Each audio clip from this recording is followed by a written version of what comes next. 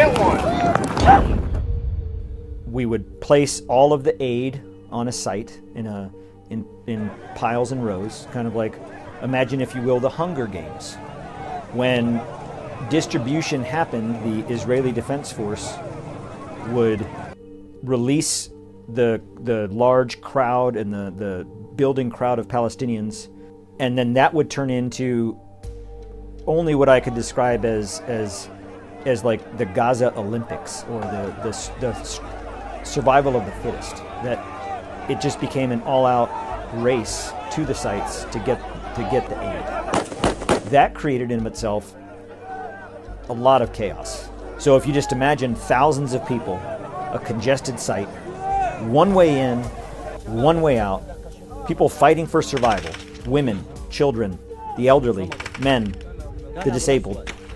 Trying to control that is impossible. A Palestinian man was on his knees, hands and knees, and he had a backpack, and he was picking up individual dried noodles. He had a disability. There was something there was something wrong with his leg, and the IDF called on the radio and said, "Hey, everybody needs to leave the site." So the UG Solutions personnel start coming through as per what became normal, throwing stun grenades, tear gassing people, warning shots. And one of the UG Solutions guards came up to this guy and sprayed him in the face with an entire can of pepper spray, mace, OC spray. Industrial grade, like riot control pepper spray. In the video, you can hear the rapid gunfire, the automatic machine gun fire in the distance, which is the IDF. But in that video, you hear distinct, loud and abrupt, rapid fire of a assault rifle.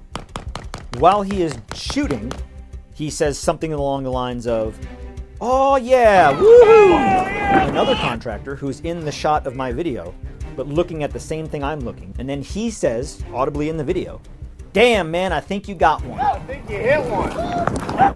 And as the bullets are hitting off the fence, hitting at the feet, hitting going overhead, one of the Palestinian men who was carrying a large sack drops to the ground.